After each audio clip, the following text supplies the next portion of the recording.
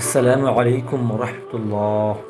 প্রিয় বন্ধুগণ, আজ আমরা জানব নবী সাল্লাল্লাহু আলাইহি ওয়াসাল্লাম ওনার শৈশবে বুক চিরে পরিষ্কার করার ঘটনা।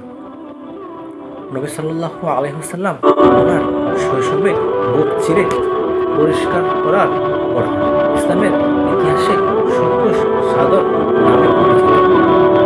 হযরত মুহাম্মদ মুস্তাফা সাল্লাল্লাহু আলাইহি ওয়াসাল্লাম তখন শিশু বয়সে মক্কার বাইরে বনি সাদ গোত্রের দুধমা হালিমা সাদিয়া রাদিয়াল্লাহু তাআলা আনহু ওনার তত্ত্বাবধানে ছিলেন।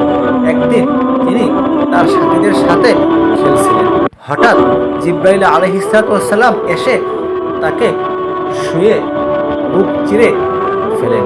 এরপর হৃদয় বের করে একটি কালো দাগ বের করে বলেন, এটি শয়তানের প্রভাব।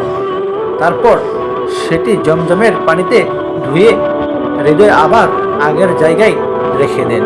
সবকিছু ঠিক হয়ে যায়। শিশুরা ভয় পেয়ে দৌড়ে গিয়ে হালিমাকে ঘটনা জানায়।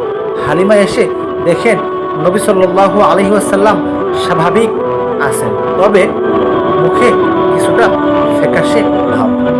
এই ঘটনা ছিল আল্লাহর পক্ষ থেকে নবী সাল্লাল্লাহু আলাইহি ওয়াসাল্লাম হৃদয়কে পরিশুদ্ধ করার